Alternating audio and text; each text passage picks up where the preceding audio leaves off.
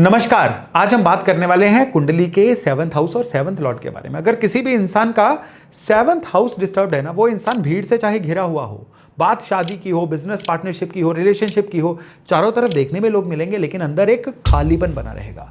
Seventh house सिर्फ शादी का घर नहीं है, ये वो घर है जहां से दुनिया आपको देखती है और आप दुनिया को देखते हो। आज के वीडियो में हम सेवंथ हाउस के बारे में बात करेंगे, हम मैरिज की बात करेंगे, मैरिज के पैटर्न किस तरह से जीवन में चलते हैं उसकी बात करेंगे, किस तरह का इंसान पार्टनर सिलेक्ट कर सकता है इसकी बात करेंगे, इंसान की पब्लिक इमेज और उन हिडन डिजायर्स की भी इस घर के थ्रू बात करेंगे जो नॉर्मली इंसान खुद से छिपाता है। और यहां सबसे जरूरी बात है कि हर प्लैनेट, जब सेवंथ हाउस में कोई ना कोई प्लैनेट आएगा ना, तो वो उसका बिहेवियर कैसे चेंज होगा इस बात की भी चर्चा करेंगे। और सेवंथ लॉर्ड जब अलग अलग घरों में जाके बैठेगा ना कुंडली के 12 घरों में, तो किस तरह का पैटर्न बनता है इस चीज की भी चर्चा करेंगे। इसीलिए ये वीडियो थोड़ी सी लंबी, थोड़ी सी इंटेंस होने वाली है, लेकिन अगर आपने ध्यान से सुनी तो सेवंथ हाउस के ऑल टुगेदर एक नई परिभाषा आपको जानने को मिलेगी और यही परिभाषा आपको अपने रिलेशंस को और समझने में भी सहायता करेगी। ज्यादातर लोग जो है ना, ये सेवंथ हाउस को सिर्फ शादी का ही घर समझते हैं। अगर कोई पूछे कि सेवंथ हाउस क्या है, तो जवाब आता है कि सेवंथ हाउस स्पाउस है, मैरिज है, हस्बैंड है, वाइफ है, वगैरह वगैरह, बस इतना ही। लेकिन ये सेवंथ हाउस की बहुत ही सिकुड़ी हुई, बहुत ही एक छोटी परिभाषा है, एकदम से इनकम्प्लीट। असल में सेवंथ हाउस जो है ना, ये आप लगा के चलिए कि आपका 180 डिग्री उल्टा हाउस है। फर्स्ट हाउस से 180 डिग्री उल्टा होता है ना सेवंथ हाउस। तो फर्स्ट हाउस कहता है मैं कौन हूं, और सेवंथ हाउस कहता है कि दुनिया मुझे कैसे देखती है। ये दोनों मिलके आपकी पूरी स्टोरी बनाते हैं। सेवंथ हाउस सिर्फ स्पाउस नहीं बताता, सेवंथ हाउस बताता है कि आप अपने जीवन में कोई वायदा, कोई कमिटमेंट कैसे करते हैं। ये सेवंथ हाउस से पता चलता है। क्या आप किसी भी एक इंसान के साथ टिक पाते हैं या बार बार आप डिससैटिस्फैक्शन का शिकार हो जाते हैं। दूसरे, आपके रिलेशनशिप पैटर्न क्या है। क्या आप हमेशा एक ही टाइप का पार्टनर अट्रैक्ट करते हैं, या वो पैटर्न जो है ना आपका पार्टनर को अट्रैक्ट करने का, ये आपके सेवंथ हाउस से आता है। और तीसरे, आपके बिजनेस पार्टनरशिप्स और आपकी जितनी भी कोलैबोरेशंस होती है ना, या मतलब कोई भी डील जहां पे दो लोग बराबरी की टर्म्स पे आ रहे हैं, वो सेवंथ हाउस है। क्लाइंट की डीलिंग्स, कॉन्ट्रैक्ट्स, निगोशिएशन, यहां पे सेवंथ हाउस एक बहुत ही प्रोमिनेंट फैक्टर बन के सामने आता है। और चौथे, आपकी पब्लिक इमेज, लोग आपके बारे में क्या सोचते हैं, आपकी सोशल रेपुटेशन, आपकी जो डिप्लोमेसी स्किल्स होती है ना, ये सेवंथ हाउस का ही टोटल डोमेन है। और 5वें नंबर पे आपकी डिजायर्स, अट्रैक्शन, आपकी इंटीमेसी, ये वो मैग्नेटिक पुल जो किसी भी इंसान को आपकी तरफ खींचे, वो भी सेवंथ हाउस से ही आता है। तो जो इंसान सेवंथ हाउस को समझ लेता है ना, वो रिलेशनशिप में रिएक्ट करना बंद कर देता है और रिस्पॉन्ड करना शुरू कर देता है। रिएक्ट और रिस्पॉन्ड में जमीन आसमान का फर्क होता है। एक और बात कि सेवंथ हाउस केंद्र है, यानी एंगुलर हाउस है। ये बर्थ चार्ट की रीढ़ की हड्डी है, और जो भी प्लेनेट सेवंथ हाउस से कनेक्टेड होता है ना, उसे बहुत ज्यादा पावर मिलती है। वो पावर चाहे अच्छे के लिए हो, वो पावर चाहे बुरे के लिए भी हो। और सबसे डीप बात, सेवंथ हाउस मारक स्थान भी है, डेथ इन्फ्लिक्टिंग हाउस जिसको बोला जाता है। इसका मतलब ये नहीं है कि सेवंथ हाउस की एक्टिविटी किसी को मार देगी, शादी करो तो कोई इंसान मर जाएगा, बल्कि ये बताता है कि सेवंथ हाउस के जो एक्सपीरियंस होते हैं ना, वो इंसान को अंदर से ट्रांसफॉर्म करते हैं। आपका एक पुराना मैं, ईगो, वो मरती है और नया मैं जो है वो पैदा होता है। हर गहरा रिश्ता आपको मारता भी है और बनाता भी है। यही सेवंथ हाउस की असली ताकत है। स्ट्रॉन्ग सेवंथ हाउस वाले लोगों में आप एक फैक्टर देखेंगे कि वो लोगों से ना डील बड़े अच्छे से करते हैं, उन्हें पार्टनरशिप में भी सक्सेस मिलती है, उनके मैरिज भी स्टेबल होती है। जरूरी नहीं है कि वो परफेक्ट मैरिज हो, वो मैरिज स्टेबल जरूर होती है। उनमें डिप्लोमेसी होती है, उनमें किसी भी चीज को निगोशिएट करने की स्किल्स बहुत अच्छी होती हैं, लोग उन पे ट्रस्ट करते हैं, और बिजनेस में उनके जो क्लाइंट होते हैं ना, वो रिटेन होते हैं। जो स्ट्रॉन्ग सेवंथ हाउस होता है ना, उसका सबसे बड़ा गिफ्ट यह है कि इंसान दूसरे के नजरिए को समझता है, वो एम्पैथेटिक होता है, लेकिन कमजोर नहीं होता। सामने वाले के पेन को कैसे समझना है उस इंसान को बहुत अच्छे से आता है। लेकिन यही जब सेवंथ हाउस पाप प्रभाव में होता है ना, एफ्लिक्टेड होता है, या इसमें मैलेफिक प्लैनेट बैठे हों, या सेवंथ लॉर्ड वीक हो, इस पे कोई कठिन दृष्टि हो, तो ये सारे के सारे पैटर्न बदल जाते हैं। और ये पैटर्न बड़े स्पेसिफिक होते हैं, इसको बड़ा ध्यान से सुनिएगा। कई बार क्या होता है कि शादी में डिले हो जाता है, बार बार रिश्ते तय होते हैं, टूट जाते हैं, शादी हो जाती है लेकिन इमोशनल डिस्टेंस बना रहता है, एक ही छत के नीचे रहते हैं लेकिन दो अलग अलग दुनिया में रहते हैं। और जो लोग अनमैरिड हैं, सेवंथ लॉर्ड उनका कमजोर होता है या सेवंथ हाउस कमजोर होता है ना, तो उनके शादी में सेल्फ डिनायल भी बहुत बार देखा गया है कि उनका खुद का ही चेकलिस्ट इतनी बड़ी होती है कि वो शादी करने के लिए मानते नहीं है। और कई बार क्या होता है कि ट्रस्ट इश्यूज हो जाते हैं, पार्टनर के ऊपर ट्रस्ट की कमी हो जाती है या अपने अंदर एक इंफीरियरिटी कॉम्प्लेक्स आना शुरू हो जाता है। और व्यापार में ये चीज़ बहुत ज़्यादा खराब करती है। व्यापार में क्या होता है कि कई बार धोखे मिलने शुरू हो जाते हैं, पार्टनर जो होते हैं वो पैसे का कोई ना कोई ऐसा घपला दिक्कत कर देते हैं कि जिसकी वजह से पार्टनरशिप टूट जाए और बिजनेस में नुकसान हो जाए। कोलैबोरेशंस में भी धोखा मिलता है। और ऐसा इंसान जो होता है ना, सेवंथ हाउस कमज़ोर होने वाला, ये लोगों को खुश करने की कोशिश में अपनी नेचुरल आइडेंटिटी खो देता है और legal disputes, court cases, property disputes, divorce battles, ऐसी चीज़ें भी खराब सेवंथ हाउस जो है ना, ये जीवन में बहुत देता है। लेकिन यहाँ पे एक चीज़ याद रखिएगा कि पाप प्रभाव में होने का ये मतलब नहीं है कि चार्ट ही डिस्ट्रॉय हो गया। बर्थ चार्ट आपके लिए कोई सज़ा नहीं है, बर्थ चार्ट आपके लिए एक नक्शा है और नक्शा देके हम रास्ता बदल सकते हैं, अपनी कार्य प्रणाली को बदल सकते हैं। तो अगर आपने ऊपर की किसी बात में खुद को रिलेट किया ना, किसी नेगेटिव बात में, तो बिल्कुल मत घबराइए। ये वीडियो दरअसल है ही इसलिए कि ये चीज़ें आपको समझ आए और सही से डायरेक्शन मिले। तो आगे बढ़ते हैं। अब हम बात करते हैं कि हर प्लैनेट के बारे में, कि प्लैनेट जब कोई भी सेवंथ हाउस में आता है तो ये बिहेव किस तरह से करता है। और आप यहाँ पे सिर्फ अपना प्लैनेट मत सुनिएगा, सबके सुनिएगा, क्योंकि मे बी आपके प्लैनेट, आपके पार्टनर का जो प्लैनेट है वो भी इस चर्चा में हो। अगर आप उनको भी समझ पाओगे ना, तो आप अपने पार्टनर को भी बहुत बेहतर तरीके से समझ पाओगे। तो सूर्य से शुरू करते हैं। सूर्य जब भी सेवंथ हाउस में होगा ना, सेवंथ हाउस में सूर्य जब भी बैठेगा तो रिलेशनशिप में ना एक पावर डायनामिक जरूर आता है। ये इंसान चाहता है कि पार्टनर रिस्पेक्ट करे, मुझे सुने, एडमायर करे, अटेंशन सीकर। उन्हें ऐसा पार्टनर चाहिए जो स्ट्रांग हो लेकिन उनसे ज्यादा स्ट्रांग ना हो। ये अक्सर ऐसे पार्टनर को अट्रैक्ट करते हैं जो डोमिनेंट हो, जो अथॉरिटेटिव हो, या कोई ऐसा जो जिसकी फैमिली बड़ी रिस्पेक्टेड हो, नाम बहुत हो उनका, या ऐसा पार्टनर अट्रैक्ट करेंगे कि जो पार्टनर ना बड़ा फेमस हो। और सबसे बड़ी स्ट्रेंथ कि इन लोगों की पब्लिक इमेज जो होती है ना, जब सूर्य सेवंथ हाउस में आता है, ये बड़ी स्ट्रांग होती है। और शादी के बाद ये भी देखा गया है कि ये सूर्य इनका सोशल स्टेटस बहुत बढ़ा देते हैं। लेकिन यहाँ पे ईगो क्लैश का रिस्क होता है। दोनों पार्टनर्स में आई एम राइट वाली जो लड़ाई होती है ना, वो चलती रहती है। और अगर यहाँ पे सूर्य जो है ये किसी और तरह से खराब है ना, तो पार्टनर का जो हेल्थ होती है ना, ये भी एक एरिया ऑफ कंसर्न बन जाती है। तो यहाँ पे एक सबसे बड़ी बात है, किसी का भी सूर्य सेवंथ हाउस में होगा ना, तो रिलेशनशिप में किंग बनने की कोशिश मत करिए, कभी कभी पार्टनर को भी लीड करने दीजिए। सूर्य से आप केवल और केवल चीजों को सुलझाना सीखिए और सरेंडर मोड लेके आइए, ये सूर्य बड़े अच्छे रिजल्ट देगा। अब अगर चंद्रमा की बात करें सेवंथ हाउस में, तो ये रिलेशनशिप जो होते हैं ना, ये इमोशनली बहुत ज़्यादा वल्नरेबल रिलेशन होते हैं। इन्हें पार्टनर से सिर्फ प्यार नहीं चाहिए, इनको इमोशनल सपोर्ट, पार्टनर से एक इमोशनल सिक्योरिटी चाहिए। ये लोग बड़े केयरिंग होते हैं और पार्टनर इनको कौन से अट्रैक्ट करते हैं, जो पूरी तरह से इमोशनली अवेलेबल हों। और या फिर क्या होता है कि ऐसा पार्टनर भी ये लोग अट्रैक्ट करते हैं जो बिल्कुल इमोशनली रूखा सूखा हो, ताकि ये उसको फिक्स कर सके। कहते हैं ना ऑपोजिट से अट्रैक्ट। और यहाँ पे क्या होता है कि पार्टनर की फीलिंग्स को ना बिना बोले समझ लेते हैं। पब्लिक डीलिंग्स में भी इनका जो इमोशनल इंटेलिजेंस होता है ना, ये बहुत ही अच्छे से काम आता है। और इनके जो मूड स्विंग्स है ना, ये पार्टनरशिप को बड़ा ही रिस्की बना देते हैं। और सबसे बड़ा रिस्क क्या होता है कि ये पार्टनर की ये जो इमोशनल नीड्स होती है ना, उन पे इतना ज़्यादा ये लोग इन्वेस्ट कर देते हैं कि अपनी इमोशनल स्टेबिलिटी को खत्म कर देते हैं। तो इनको मेरी सलाह है कि अगर आपका सेवंथ हाउस में चंद्रमा होना, तो पहले अपनी इमोशनल नीड्स को पूरी करो। पार्टनर को फिक्स करना जो है, ये आपके लिए बड़ी बाद की प्रायोरिटी होने वाला है। अब हम बात करते हैं मंगल की, कि अगर आपके बर्थ चार्ट में जो मंगल हैं ये सेवंथ हाउस में हो तो वो क्या रिजल्ट देते हैं। नॉर्मली मंगल सेवंथ हाउस में हो तो लोग इनको मांगलिक कहते हैं और डर भी जाते हैं। पहली बात कि डरने की जरूरत नहीं है, मंगल एनर्जी है, फायर है, पैशन है। सेवंथ हाउस में मंगल होने का मतलब है कि आपके रिलेशनशिप में मंगल की ऊर्जा होगी, इंटेंसिटी होगी। ये लोग शांत, बोरिंग, मशीनी सा रिश्ता बर्दाश्त नहीं कर पाते। इनको पैशन चाहिए, इनको चिंगारी, इनको स्पार्क चाहिए। इनको पार्टनर भी ambitious, energetic, physical active type चाहिए होता है। और ये लोग जो है ना, ये पार्टनर के लिए लॉयल होते हैं। बिजनेस पार्टनरशिप में इनकी अग्रेशन ही हमेशा इनके काम आती है, किसी भी चीज़ को निगोशिएट करने में, किसी भी डील को क्लोज करने में। और सबसे बड़ी बात क्या है कि छोटी छोटी बात पे ओवर एग्रेशन दिखाना कई बार इनकी गृहस्थी को बिगाड़ भी देता है।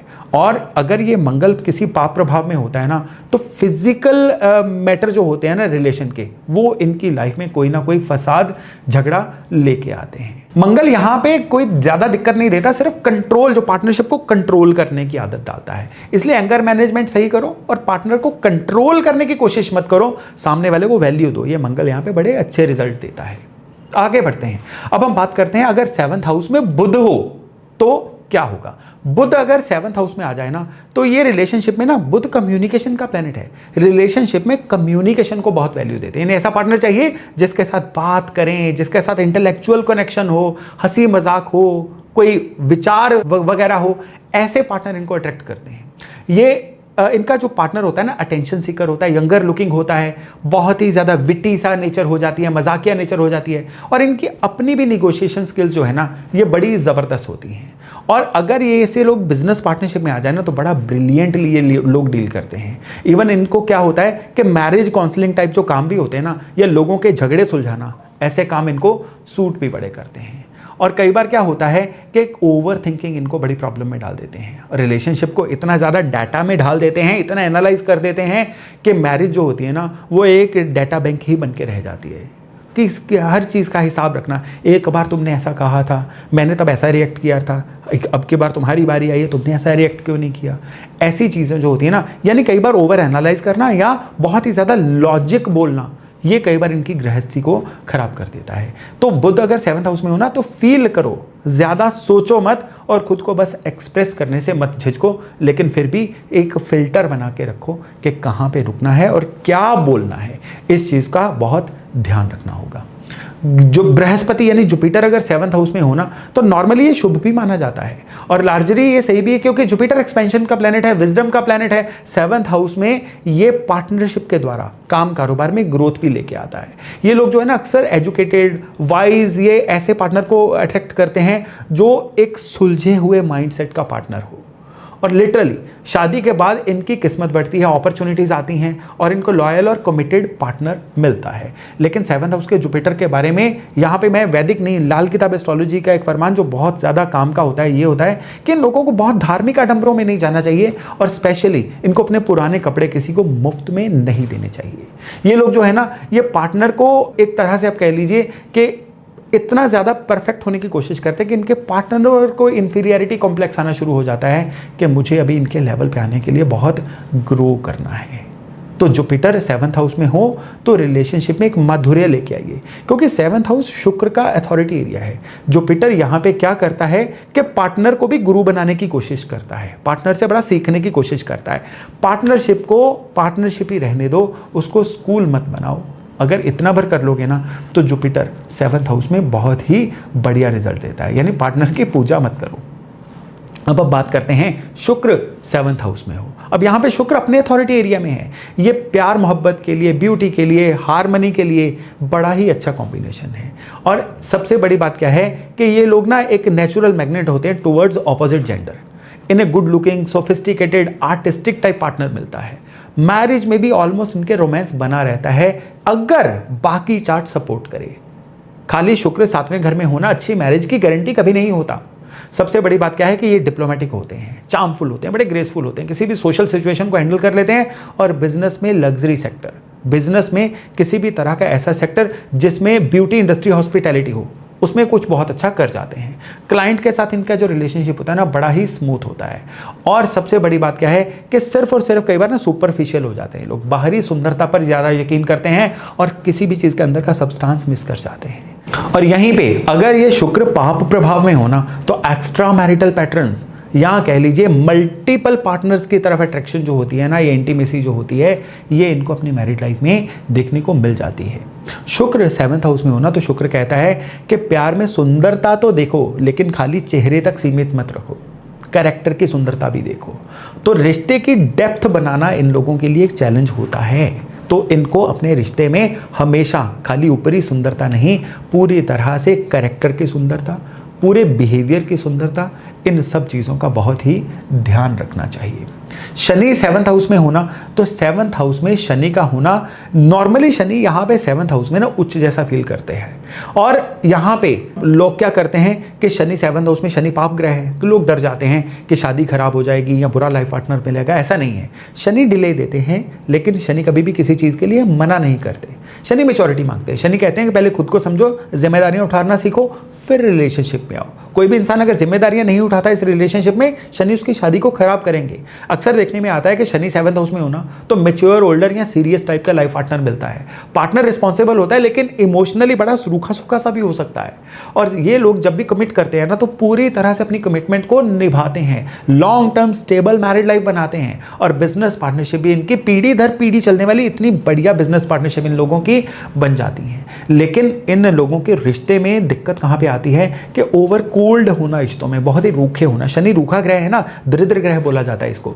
तो पार्टनर या खुद, ये लोग इमोशनली कई बार एक दूसरे को अवेलेबल नहीं होते, और जब तक कि ये 40+ की एज ना आ जाए, इनका रिलेशनशिप हमेशा कॉम्प्लिकेटेड रहता है। यानी शादी के पहले कुछ साल जो है ना, ये एक दूसरे को बहुत ज़्यादा समझने में ही निकल जाते हैं। शनि 7th हाउस में होते हैं ना, तो शनि कहते हैं कि भाई जल्दी मत करो, सही समय पे मिस्टर राइट आपकी लाइफ में आ जाएगा, लेकिन पहले खुद को किसी अच्छे इंसान के लिए क्वालिफाई तो कर लो, कैपेबल तो बना लो, पेशेंस रखो।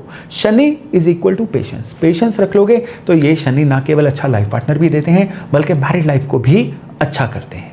अब हम बात करते हैं राहु 7वें भाव में।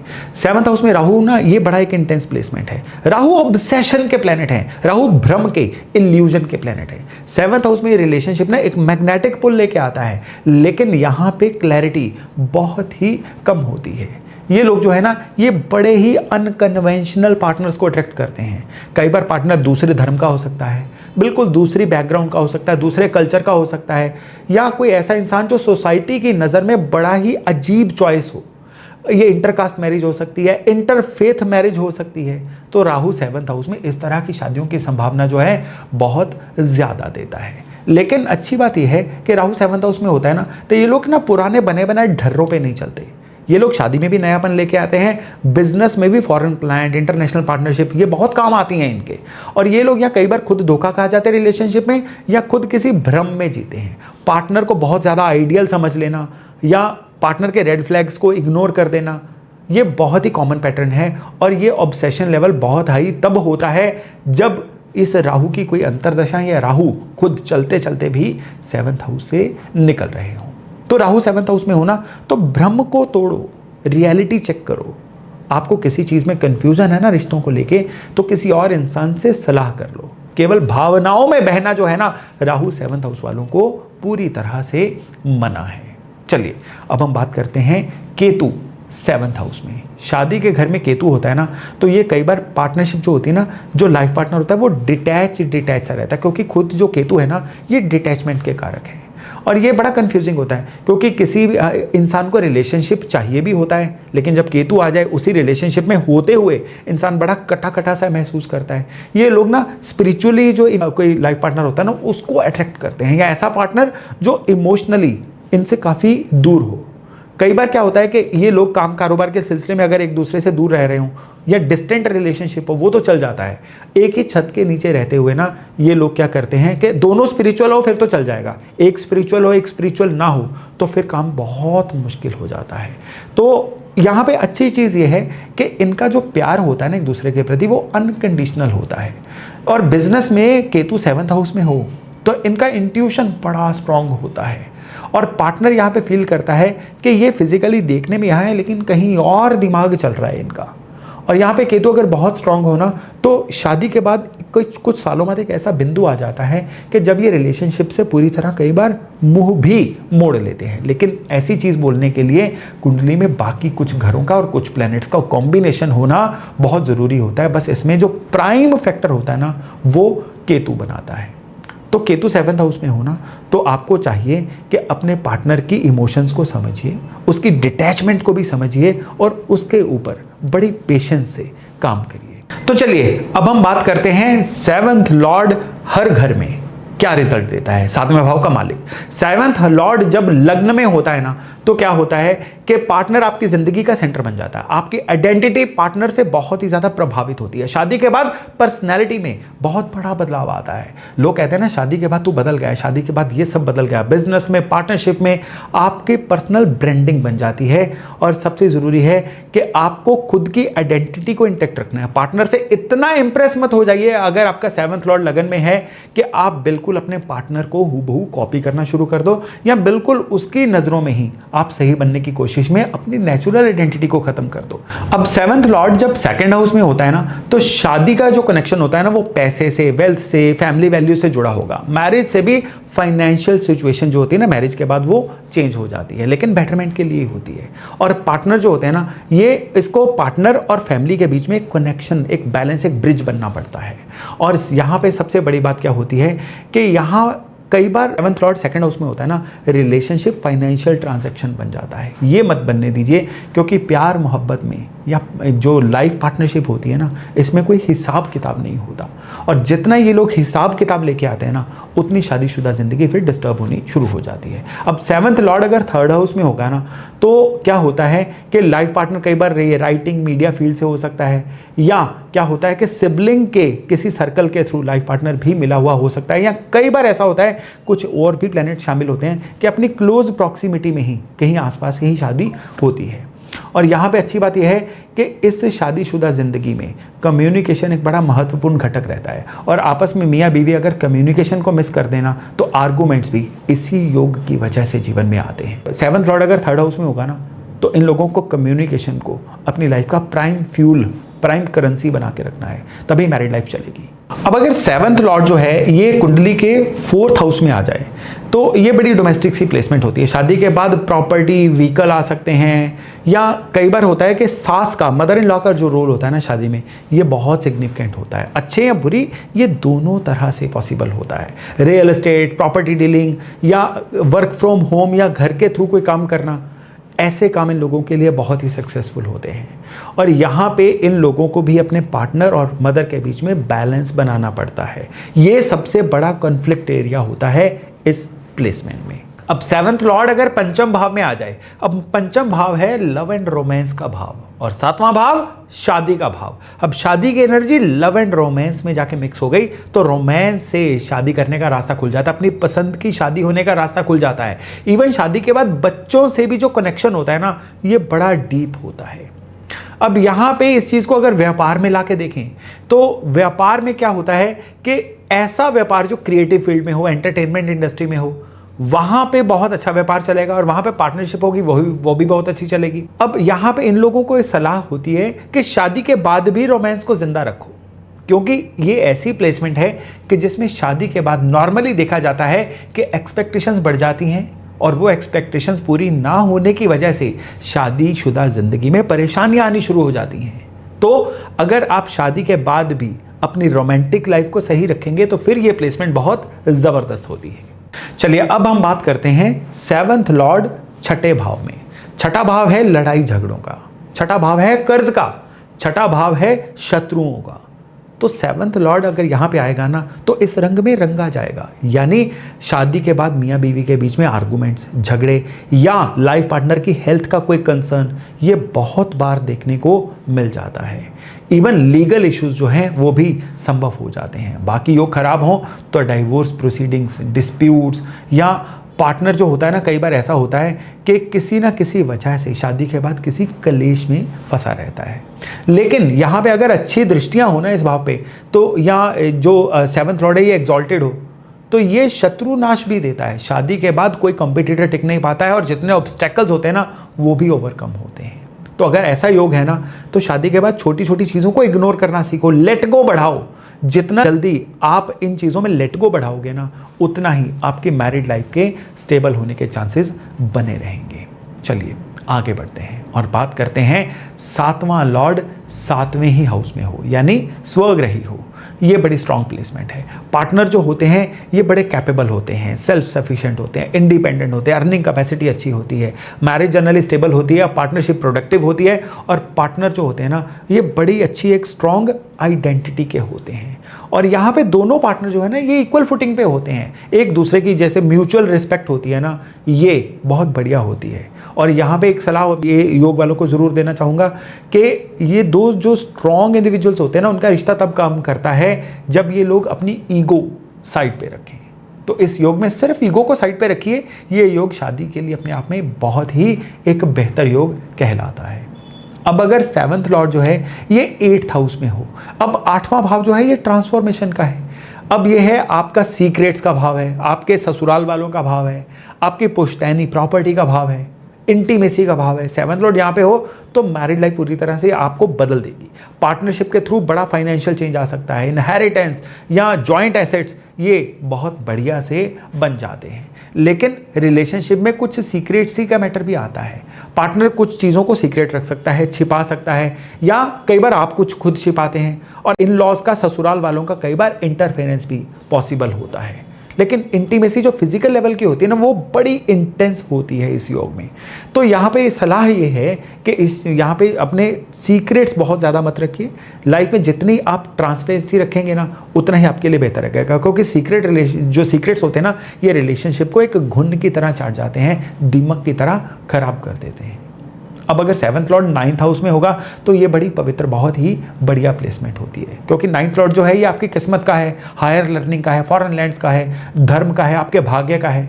तो पार्टनर स्पिरिचुअल हो सकता है, वेल एजुकेटेड हो सकता है, फॉरेन कनेक्शन से मिल सकता है, या शादी के बाद आपकी किस्मत में बड़ा सिग्निफिकेंट एक बहुत अपलिफ्टमेंट आ सकती है, बदलाव हो सकता है। हम जिसको कहते हैं ना कि भाग्योदय कब होगा, तो ऐसे लोगों का भाग्योदय शादी के बाद होता है। पार्टनरशिप बिजनेस की बात करें तो इंटरनेशनल पार्टनरशिप हो सकती है, एक्सपोर्ट इंपोर्ट का काम हो सकता है, हायर एजुकेशन सेक्टर में ये बहुत फ्रूटफुल हो सकता है। तो यहाँ पे सलाह ये होती है कि आपका जो पार्टनर है ना, उसकी बिलीव्स की केयर करो। ये मत करो कि ये इस चीज़ को कैसे मान रहे हो, ऐसा क्यों सोच रहे हो। उनका जितना रिस्पेक्ट करोगे, ये योग उतना ही आपके लिए भाग्योदय लेके आएगा। अब अगर 7th लॉर्ड इन 10th हाउस की बात करें तो 10th हाउस होता है करियर का, और शादी और करियर जो है ना, इस केस में इंटरलिंक्ड हो जाती है। पार्टनर जो हैं ये काम कारोबार में मदद कर सकते हैं, या करियर को शादी के बाद बूस्ट दे सकते हैं। बड़ा मतलब एक कह लीजिए कि ये कपल एनर्जी जो है ना, ये काम कारोबार के सिलसिले में बड़ी पावरफुल एनर्जी बन जाती है। लेकिन यहाँ पर रिस्क ये होता है कि रिलेशनशिप बड़ा प्रोफेशनल सा बन जाता है, ट्रांजैक्शनल सा, रोमांस कम और काम ज़्यादा। पार्टनर से इमोशनल इंटीमेसी बनाए रखना आपका एक एफर्ट मांगेगा, अपने आप तो सिर्फ ट्रांजैक्शन से ही बन के रह जाएगी। तो आपको यहाँ पे वर्क लाइफ का बैलेंस रखना बहुत ज़रूरी है। प्यार मोहब्बत अपनी जगह पे, काम अपनी जगह पे, आपको बीच में एक लाइन खींचनी है। जितना जल्दी आप ये चीज़ को डिसाइड कर लोगे इस योग में, शादी भी बढ़िया रहेगी और शादी के बाद करियर भी उतना ही ज़्यादा चमकेगा। चलिए अब हम बात करते हैं 7th लॉर्ड 11th हाउस में हो तो पार्टनर जो है ना, ये सोशल सर्कल से मिलता है, फ्रेंड सर्कल से या नेटवर्किंग इवेंट से मिलता है। पहले दोस्ती फिर प्यार, ये जो क्लासिक पैटर्न है ना, ये इस प्लेसमेंट के थ्रू आता है। और मैरिज के बाद सोशल नेटवर्क बहुत बढ़िया गेन होता है, फाइनेंशियल गेन बढ़ते हैं, बिजनेस पार्टनरशिप जो है ये बड़ी स्ट्रांग बनती हैं। अब यहाँ पे ये योग होना, तो अपने सोशल सर्कल को बड़ा स्ट्रांग रखिए, लोगों के साथ दिखिए, लोगों को मिलिए, क्योंकि सारी की सारी आपकी 7th हाउस की जो खुशहाली है ना, इसी तरह से इसी सर्कल से आनी है। अब अगर 7th लॉर्ड जो है ये 12th हाउस की बात करें तो 12th हाउस लॉसेस का भी है, लेकिन फॉरेन लैंड्स का भी है, आपके बेड प्लेजर्स का भी है, स्पिरिचुअलिटी का भी है, आइसोलेशन का भी है। 7th लॉर्ड यहाँ पे हो तो पार्टनर जो है ये फॉरेन लैंड से हो सकता है, या मैरिज के बाद फॉरेन सेटलमेंट जो है ये भी संभव हो जाती है। इंटीमेसी बड़ी रिच होती है और बेडरूम लाइफ जो है ना, ये जनरली बड़ी सेटिस्फाइंग होती है, लेकिन इमोशनल डिस्टेंस भी इस केस में बहुत ज़्यादा पॉसिबल होता है। पार्टनर फिजिकली प्रेजेंट होता है लेकिन इमोशनली वो कहीं और होता है, और कभी कभी ये प्लेसमेंट जो है ना, ये सेपरेशन को भी इंडिकेट करती है, क्योंकि फिजिकल, इमोशनल या ज्योग्राफिकल ये सेपरेशन किसी भी तरह की हो सकती है। ये जो प्लेसमेंट है ना, ये स्पिरिचुअल ग्रोथ का एक सिंबल होती है। रिलेशनशिप में आप किसी भी चीज़ में चीज़ों को छोड़ देना, लेट गो बढ़ाना और एक फ्लो में रहना, इस चीज़ को अगर मैनेज कर पाते हो ना, तो फिर ये जो योग है ये आपके लिए बड़ा ही ज़बरदस्त रहता है। तो दोस्तों 7th हाउस जो होता है ना, ये केवल शादी नहीं है, ये आपकी दुनिया से डील करने की शक्ति है। ये आपका वो हिस्सा है जो दूसरों में खुद को खोजता है और खुद में दूसरों को खोजता है। रिलेशनशिप कभी भी इजी नहीं होते किसी के लिए भी, लेकिन एक बात है जो हर चार्ट से ऊपर है, हर प्लेनेट से ऊपर है, हर दशा से ऊपर है, और वो है आपकी अपनी विल पावर, आपका अपना कॉन्शियस एफर्ट, कम्युनिकेशन बढ़ाइए, बाउंड्रीज बनाइए, अपनी भी बनाइए और पार्टनर की भी रिस्पेक्ट करिए। किसी भी चीज़ की अकाउंटेबिलिटी लीजिए, जिम्मेदारी लीजिए। अगर गलती हुई है तो उसको मान लीजिए और अपनी जो उम्मीदें हैं ना, एक्सपेक्टेशंस हैं, इनको नेचुरल सा रखिए, रियलिस्टिक रखिए। और कोई भी परफेक्ट नहीं है, आप भी नहीं है और आपका पार्टनर भी नहीं है। तो चलिए अभी वाणी को विराम देता हूं और एक मैसेज के साथ कि इस वीडियो को शेयर करिए उस इंसान के साथ जिसको असल में आपको लगता है इसकी ज़रूरत है। और चैनल को सब्सक्राइब करना मत भूलिएगा, क्योंकि ऐसी डीप वीडियोस यहां से आपको रेगुलरली मिलती ही रहेंगी। तो चलिए अपना ख्याल रखिए, बहुत जल्द मिलते हैं नए टॉपिक, नए विषय के साथ। नमस्कार।